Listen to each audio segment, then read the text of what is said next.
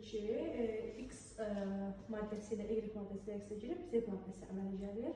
Deməli, maddələrimizə başlanğıc qatılıq və tarazlıq qatılıqları verilir. Bizdən K tarazlıq sabitini soruşur.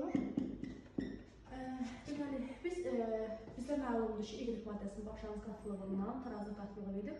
Biz bu y maddəsindən x və z maddəsinin tarazlıq qatılıqlarını, sərf olma qatılıqlarını tapa bilərik. Deməli, ümumiyyətlə belə bir şərtimiz vardır ki, başlanğıc maddə tarazlıq qatılığı ilə sərf olmanın cəmi ilə bərabərdir. Bizdə də başlanğıc qatılığının tarazlıq qatılığı verilir. Y maddəsinin sərf olunmasını tapdıqda sərf olunma bərabərdir 0,4, yəni başlanğıc qatılıq, çıxısının tarazlıq qatılığı 0,1, tapdıq 0,3 mol bölünsün litr sərf olunmadır. Y maddəsinin sərf olunması 0,3 mol bölünsün litrdir.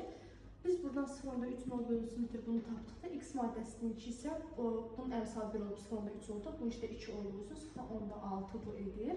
Z maddəsi 0,6 mol bölünsün litr edir. Bunlar üçündə, x maddəsi üçündə bu şərtdən başlanğıc maddə bərabər tarazlıq üstəgələsinin sərf olunma şərtindən biz deməli sərf olunmanı tapdıqda tapmış oluruq ki, x maddəsi üçün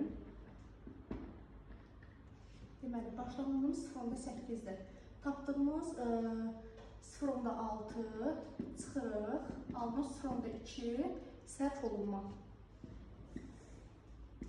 Deməli, qeyd etdik ki, 0,3-lə sərf olunma, y maddəsinin sərf olunması 0,3 olduğu üçün x maddəsinin sərf olunması 0,6 oldu, z maddəsinin sərf olunması 0,6 oldu. Biz də buradan eyni başlanğıc maddə bərabər tarazlıq üstəgələsinin sərf olunma düsturundan deməli 0,2 tarazlığı tapdıq ki, başlanğıc maddədən 0,8-dən çıxdıq, 0,6 sərf olunmanı tapdıq, 0,2 tarazlığı. A oldu 0,2 mol bölünsün litr. Daha sonra y maddəsi məlumdur. Z maddəsi üçündə yazdıqda Z maddəsinin sərf olunması 0,6-dır. Başlanğıcda 6 olduğu üçün, başlanğıcda 0 olduğu üçün 0 çıxaq. 0,6 bərabərdir. Mənfi 0,6 tarazlıq. B-mizi də tapdıq 0,6. Deməli, tarazlıq sabitinin düsturundan K bərabərdir.